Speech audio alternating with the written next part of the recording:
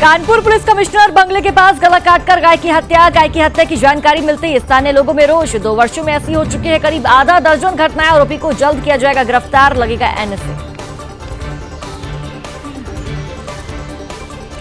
High command ने 195 उम्मीदवारों के नामों का ऐलान किया। मथुरा से तीसरी बार हेमा मालिनी चुनाव लड़ेगी। पार्टी हाईकमान ने टिकट पर लगाई मोहर। हेमा मालिनी ने बीजेपी शीर्ष नेतृत्व का आभार जताया।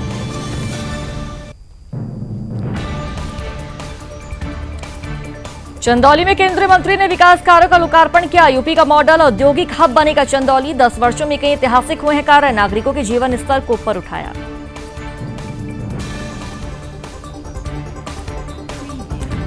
बिजनौर में कावड़ियों से भरी ट्रैक्टर ट्रॉली को ट्रक ने मारी टक्कर। कावड़ लेने हरिद्वार जा रहे थे लोग। 15 लोग घायल। 7 कावड़ियों की हालत नाजुक, किया क्या हायर सेंटर रेफर। टैंकर चालक को पकड़ा, कार्रवाई जारी। रामलला प्राण प्रतिष्ठा का निमंत्रण ठुकराया। अब 142 करोड़ लोग कांग्रेस को ठुकराएंगे। सीएम ने 302 करोड़ कार्यों का भूमि पूजन किया। सीएम के रोड शो में उमड़ पड़ा जनसैलाब।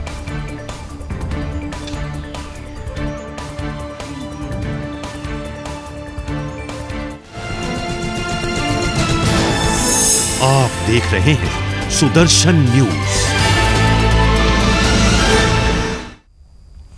नमस्कार, आप देख रहे हैं सुदर्शन न्यूज। मैं हूं आपके साथ इशिका राणा। बुलेटिन की शुरुआत करेंगे बड़ी खबरों के साथ। पहली खबर उत्तर प्रदेश के कानपुर से है, जहां शनिवार सुबह पुलिस कमिश्नर बंगले के पास गाय की गला काटकर हत्या कर दी गई।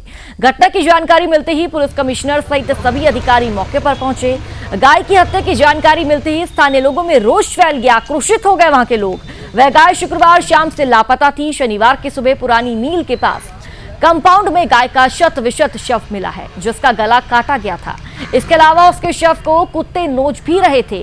स्थानीय लोगों की मांग थी कि आरोपियों को जल्द से जल्द गिरफ्तार कर कड़ी सजा दी जाए। इस मामले में कमिश्नर अखिल कुमार का कहना है कि यह गंभीर घटना है। गाय की हत्या जिसने भी की है उसका पता लगाया जाएगा और जल्द ही आरोपी को पकड़कर उस पर एनएसए की कार्रवाई की जाएगी।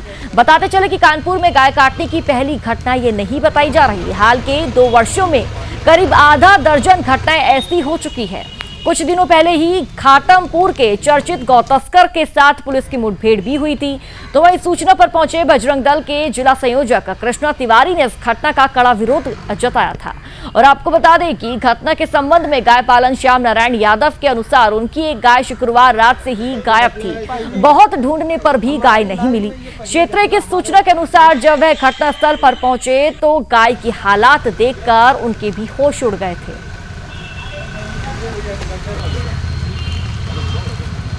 में जिस तरीके से जिहादियों का अपना जो कार्यक्रम रहता है कि पुलिस को चुनौती देना, मुख्यमंत्री जी की जो मंशा है उसके खिलाफ जाकर काम करना, और एक तरीके से किस तरीके से हिंदुओं की भावनाओं को आहत किया जा सकता है और किस तरीके से वो अनैतिक कार्य जो समाज से विपरीत है।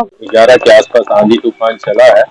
इनका कहना है ये घर में खाना खा रहे थे और इसी दौरान इनकी जो गाय है वो खुल गई थी। इन्होंने पूरी रात तलाशे हैं, इनको नहीं मिली है और सुबह में इनके ही परिजनों ने जब ढूंढ के आया तो पास में ये जो जंगल है इसमें ये शव बरामद हुआ है। ऐसा प्रतीत होता है कि किसी ने गौ माँ की हत्या की है और उसका कुछ मांस भी भिजाया गया है। इस सूचना पे तत्काल पुलिस भी पहुंच गई थी। हम लोग को भी जानकारी मिली तो सारे वरिष्ठ अधिकारियों ने घटनास्थल का निरीक्षण किया। इसमें तत्काल हम पोस्टमार्टम कराकर।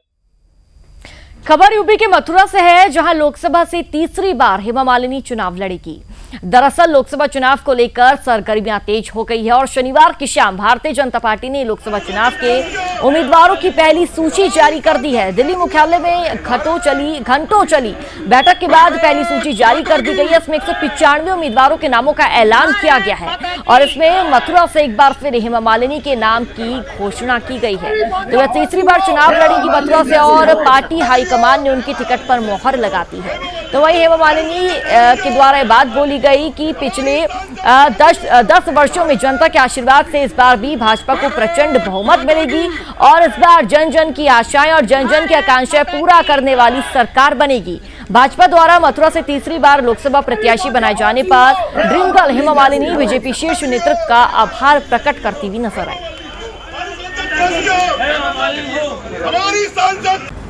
राधे राधे। मुझे तीसरी बार मथुरा लोकसभा का उम्मीदवार बनाकर मुझ में पार्टी नेतृत्व द्वारा जो विश्वास जताया गया है, इसके लिए मैं माननीय प्रधानमंत्री श्री नरेंद्र मोदी जी, माननीय गृह मंत्री श्री अमित शाह जी, माननीय राष्ट्रीय अध्यक्ष श्री जेपी नड्डा जी और उत्तर प्रदेश के माननीय मुख्यमंत्री योगी आदित्यनाथ जी का हृदय से आभार व्यक्त करती हूँ। मैं अपने नेतृत्व को आश्वस्त करती हूँ कि मथुरा के विकास और मथुरा वासियों के जीवन में समृद्ध लाने के लिए कोई कसर नहीं छोड़ूंगी। 10 साल में बहुत कुछ किया है, आगे 5 साल की योजना बनी हुई है।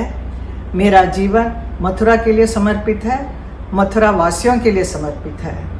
अब की बार 400 पार, तीसरी बार मोदी सरकार। खबरों में बढ़ेंगे आगे, बात करेंगे चंदौली की। तो खबर यूपी के चंदौली से है, जहां औद्योगिक क्षेत्र रामनगर में आयोजित कार्यक्रम में स्थानीय सांसद और केंद्रीय मंत्री डॉक्टर महेंद्रनाथ पांडे ने विकास कार्यों का लोकार्पण किया।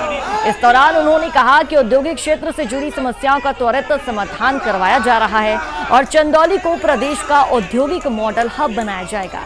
उन्होंने आगे कहा कि मोदी सरकार के 10 वर्षों के कार्यकाल में कई ऐसे ऐतिहासिक कार्य हुए हैं जिसने न केवल नागरिकों के जीवन स्तर को ऊपर उठाया है, बल्कि देश की अर्थव्यवस्था के भी सारे रिकॉर्ड तोड़ दिए हैं। कार्यक्रम के दौरान बीजेपी हाईकमान द्वारा तीसरी बार चंदौली लोकसभा का टिकट मिलने पर मीडिया के समक्ष प्रथम प्रतिक्रिया दी है। उन्होंने कहा कि यशस्वी प्रधानमंत्री नरेंद्र मोदी से लेकर शीर्ष नेतृत्व को प्रणाम करते हुए आभार व्यक्त करता हूं और चंदौली लोकसभा के सभी पदाधिकारी, कार्यकर्ता और जनता का भी आभार व्यक्त करता हूं। विकास के 10 वर्षों से चली आ रही परिपाटी को आगे भी निरंतर दोगुना वेग से जनता के बीच प्रस्तुत करूंगा। पानी इंडस्ट्रियल एरिया है, जहां इस 10 वर्ष के कार्यकाल में मेरे प्रयत्नों से पानी इंडस्ट्रियल एरिया, जहां राज्य सरकार ने अपने पैसे से सीसी रोड और इंफ्रास्ट्रक्चर डिटेल जो भट्टाचार्य जी से आप ले सकते हैं कितने प्रकार के काम हुए हैं। मेरे पास कुल 23 करोड़ के कामों की लिस्ट है। विधायक जी ने भी जानकारी शेयर की। 67 करोड़ के और प्रपोजल आगे बढ़े हैं। खबर यूपी के चंदौली से है, जहां गांधीनगर में विवाहिता की मौत के मामले में एक नया मोड़ सामने आया है। मृतका शारदा देवी की मां सुमित्रा देवी ने बेटी का सुनियोजित तरीके से हत्या किए जाने की बात बताई है और कहा कि पति संजय कुमार समेत तीनों भाइयों व उसके परिजनों द्वारा हत्या का आरोप लगाते हुए पुलिस प्रशासन से न्याय की गुहार की है, उनसे मांग की है।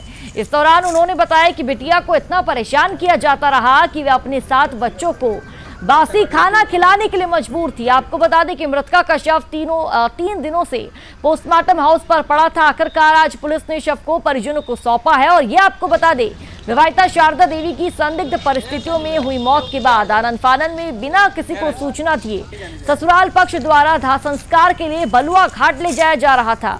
मृतका के भाई की सूचना पर एक्टिव हुई सदर थाना पुलिस द्वारा रास्ते से ही शव को कब्जे में लेकर पोस्टमार्टम हाउस भेज दिया गया और हकीकत की जांच पड़ताल में जुट गई।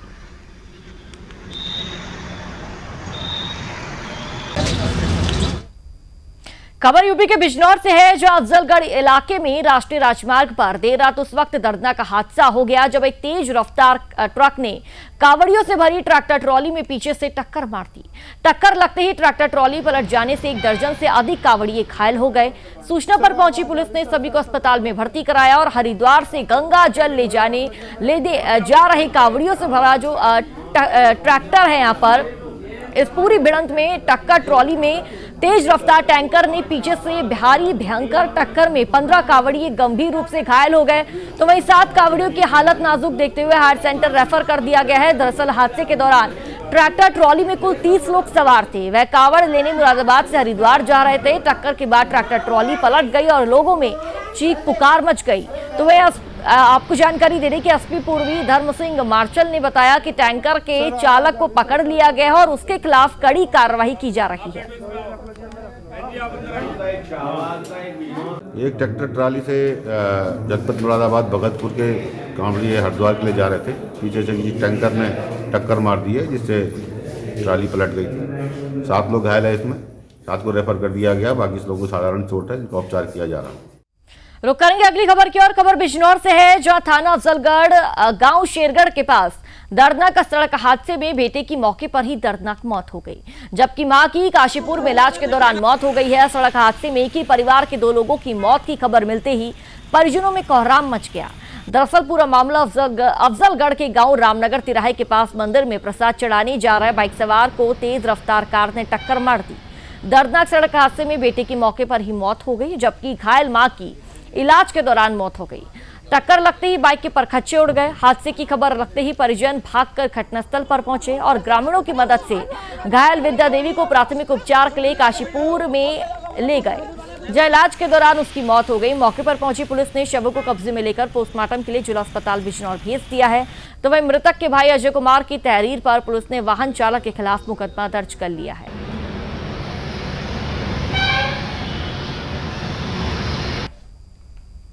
रुक करेंगे अगली जानकारी की और। खबर मध्य प्रदेश के धार से है, जहां मुख्यमंत्री डॉक्टर मोहन यादव धार में शनिवार को आयोजित सभा में चुनावी मोड़ में नजर आए। उन्होंने कहा कि कांग्रेस ने राम मंदिर निर्माण का विरोध किया था और यहां तक कि राम मंदिर निर्माण होने के बाद प्राण प्रतिष्ठा के निमंत्रण को भी ठुकराया। अब समय आ गया है कि जब आगामी लोकसभा चुनाव में 142 करोड़ लोग कांग्रेस को ठुकराएंगे। उन्होंने कहा कि लाडली बहना योजना बंद नहीं होगी, जो भाजपा सरकार ने कह दिया वो करके दिखाया है। कांग्रेस के कुछ लोग मुझसे पूछते हैं कि यह योजना कैसे चलेगी। मैं उन्हें कहता हूं कि आप रोते रहे और हम कार्य करते रहेंगे। दरअसल मुख्यमंत्री डॉक्टर मोहन यादव ने 302 करोड़ से अधिक के कार्यों का भूमि पूजन एवं लोकार्पण किया। साथ ही अमझेरा में स्थित अमका झमका मंदिर में श्री कृष्ण रुक्मणी से संबंधित तीर्थ स्थल का अवलोकन भी उनके द्वारा किया गया। इस दौरान मुख्यमंत्री के प्रथम आगमन पर कार्यकर्ताओं ने जगह जगह मंच लगाकर मुख्यमंत्री का स्वागत किया। तो वहीं मुख्यमंत्री के रोड शो में जनसैलाब उमड़ पड़ा। रोड शो के पश्चात पीजी कॉलेज ग्राउंड में मुख्यमंत्री डॉक्टर मोहन यादव ने जिले के विकास कार्यों का भूमि पूजन एवं शिलान्यास करते हुए एक विशाल आम सभा को संबोधित किया। उन्होंने धार झाबुआ में आयुर्वेदिक मेडिकल कॉलेज खोलने का ऐलान भी किया है।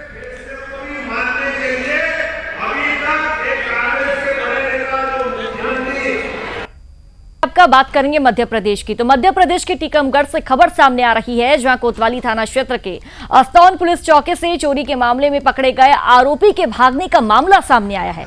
दरअसल पुलिस ने अरविंद अहिरीवार नामक युवक को एक दिन पहले चोरी के मामले में पूछताछ के लिए पकड़ा था। शनिवार का आरोपी चौकी में बने शौचालय में टॉयलेट के बहाने गया और खिड़की से भागकर फरार हो गया।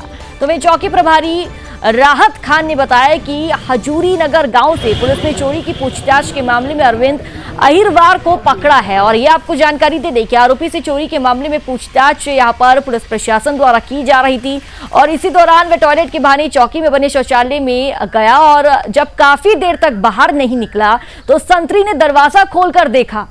इस दौरान पता चला कि आरोपी टॉयलेट के ऊपर बनी खिड़की से कूदकर भाग गया, यानी कि फरार हो गया। तो वहीं पुलिस अधीक्षक द्वारा इस मामले को गंभीरता से लेते हुए ड्यूटी पर तैनात पुलिस कर्मचारियों की लापरवाही को लेकर जांच की जा रही है और जांच के बाद दोषी कर्मचारियों के खिलाफ सख्त कार्रवाई की जाएगी।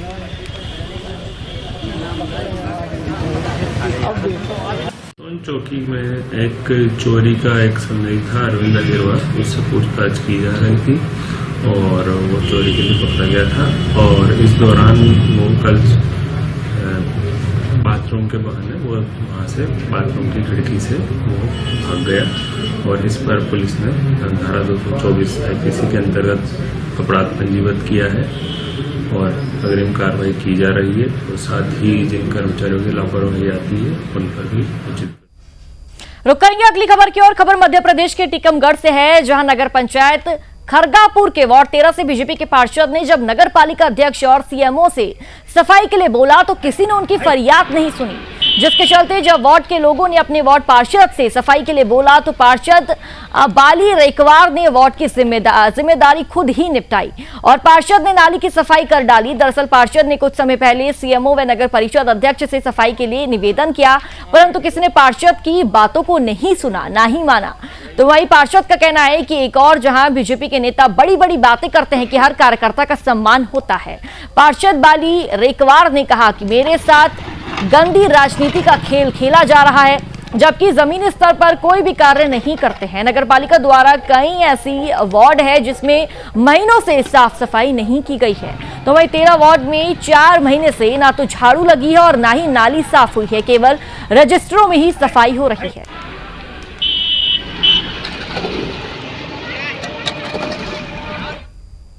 खबर झारखंड से है, जहां राष्ट्रीय लोक जनशक्ति प्रदेश के अध्यक्ष राजकुमार राज ने देश के प्रधानमंत्री और एनडीए के सर्वमान्य नेता श्री नरेंद्र मोदी जी का झारखंड पहुंचने पर भव्य स्वागत किया।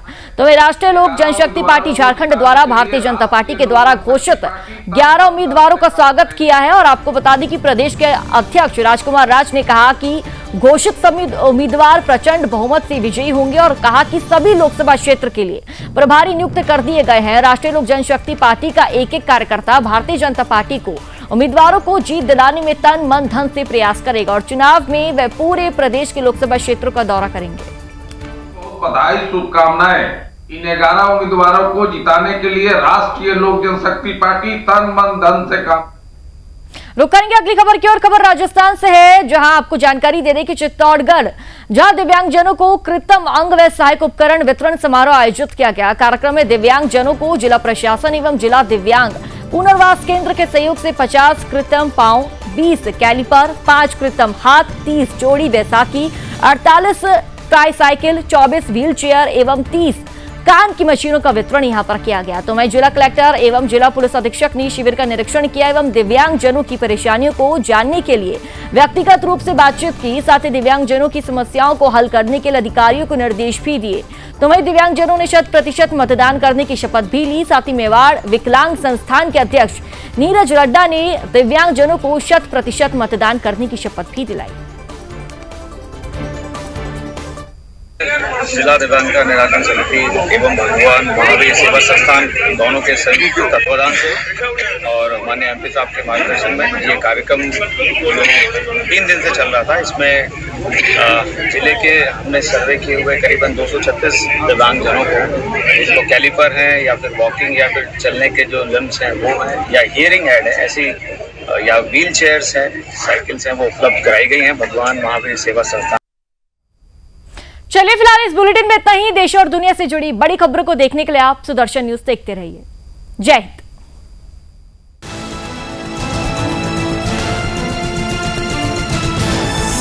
आप देख रहे हैं सुदर्शन न्यूज।